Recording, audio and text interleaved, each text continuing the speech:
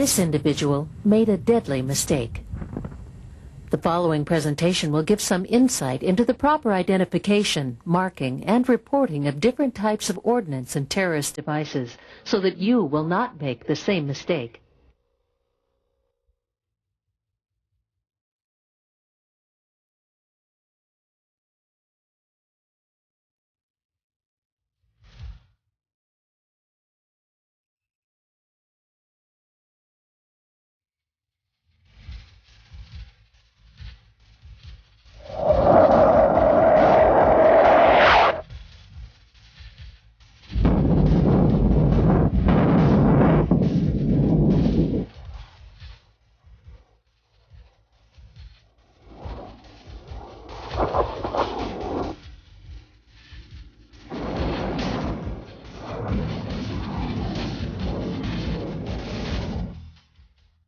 The Explosive Ordnance Reconnaissance, or EOR concept, was developed during the Cold War to allow a base to survive and operate following an enemy attack.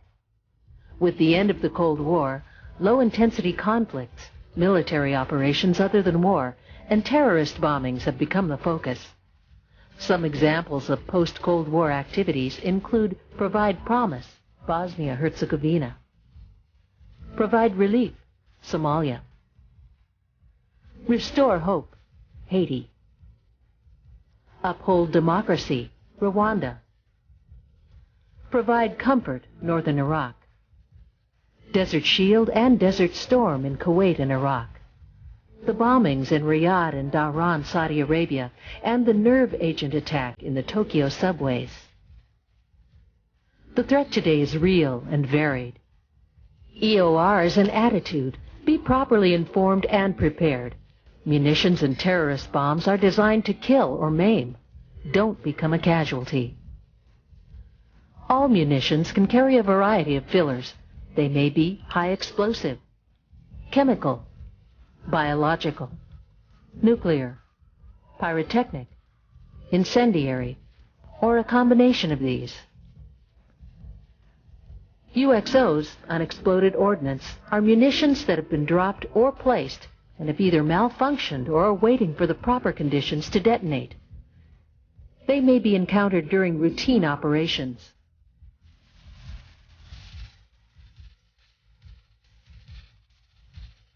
When identifying UXOs, classifications will fall into the following categories: bombs, dispensers and launchers, submunitions or bomblets, projectiles, rockets, missiles, grenades, landmines, and terrorist devices.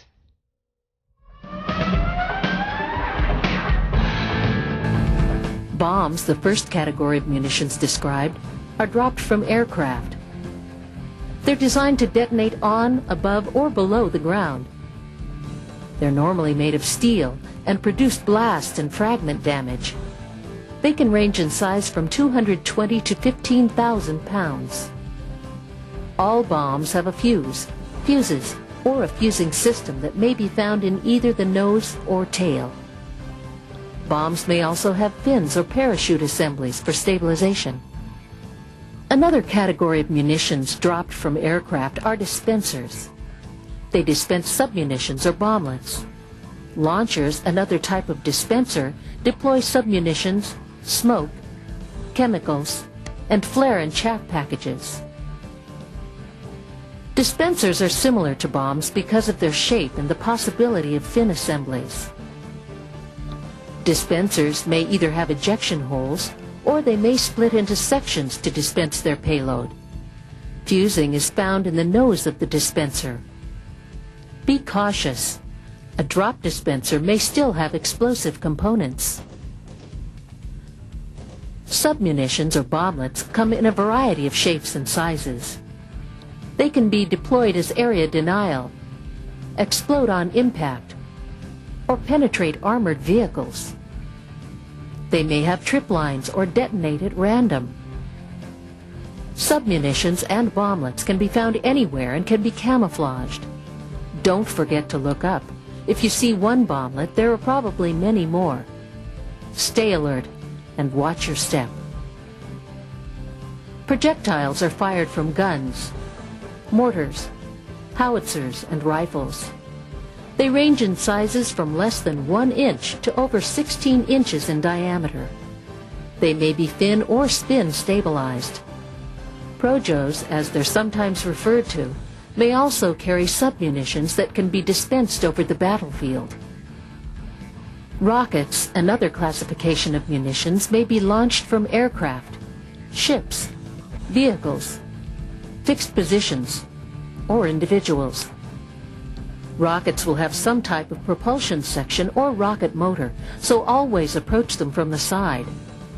They may break apart after impact, and you may encounter the warhead separated from the propulsion section. Missiles are rockets with a guidance section. They can be carried and fired the same as rockets. They're used for air-to-air combat, anti-tank weapons, and intercontinental ballistic missiles, or ICBMs. Cruise missiles were used extensively in the Gulf War. Missiles have complex fusing systems that are usually very sensitive. Grenades may be designed for hand or rifle projection and are employed using a variety of tactics, such as defensive, offensive, incendiary, chemical, smoke, and diversionary tactics. Hand grenades are time-fired between 4 and 5 seconds. Rifle grenades, like the PG-7, are normally impact-fired. Grenades are easily and frequently booby-trapped. Landmines are placed or dropped area denial weapons. They vary in size from small anti-personnel to larger anti-tank or special-purpose landmines. Many are designed to be booby-trapped. They incorporate different types of firing systems to include tripwires, pressure plates, and magnetic influence. Some may be monitored by a controlled firing system. Minefields can be placed in any type of terrain. Landmines from unmarked minefields kill or injure people each year. Kuwait and Bosnia are 2 examples of areas with extensive unmarked minefields. Terrorist devices, known as improvised explosive devices, or IEDs, are made in a variety of forms. They may be standardized military actuating devices or made from any materials that are available. Some are used for assassinations, sabotage, or various military and paramilitary applications. Simple to sophisticated in design and effectiveness, they depend on the ingenuity of the maker. They can be booby-trapped or designed to detonate after a time delay.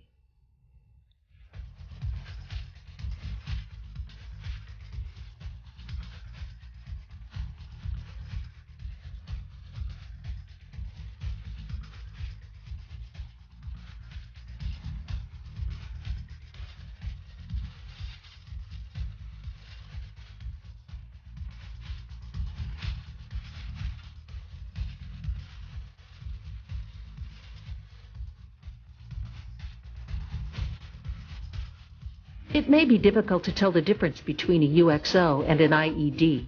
If in doubt, ask. If you didn't drop it, don't pick it up.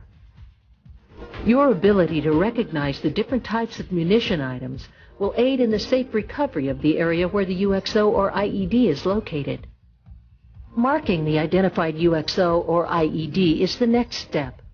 This will prevent other personnel from disturbing and possibly detonating it. Use the red surveyor's flagging ribbon if possible, or standard markers. If these are not available, use whatever material you can find to warn of the danger. Mark it so that it may be seen from all sides.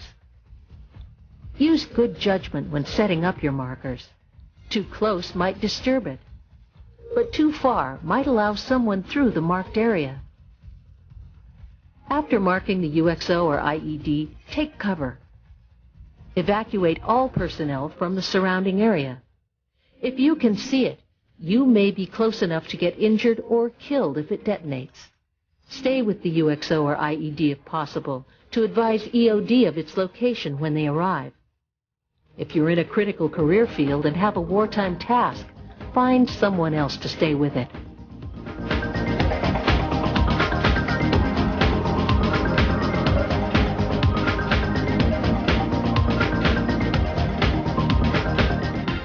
Report the type and location of the UXO or IED as quickly as possible.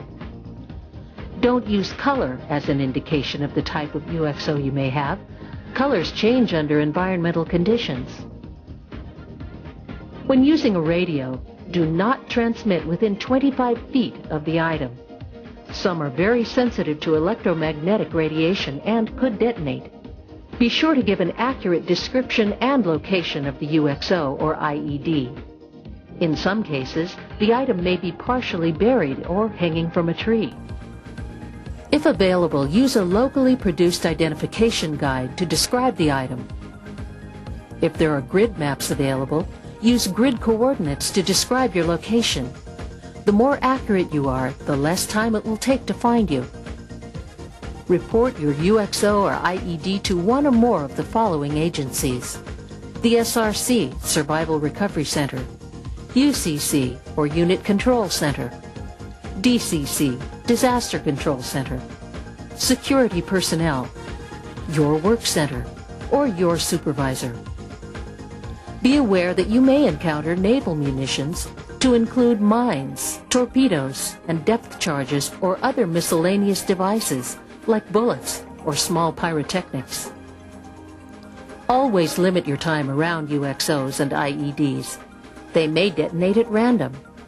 Do not breathe smoke or fumes from burning munitions. The smoke can be very toxic. Remember, small submunitions and mines were designed to inflict casualties. One device can effectively eliminate 3 personnel from the battlefield. Don't disturb or handle UXOs or IEDs. Don't take them home as souvenirs. It could be the last thing you do.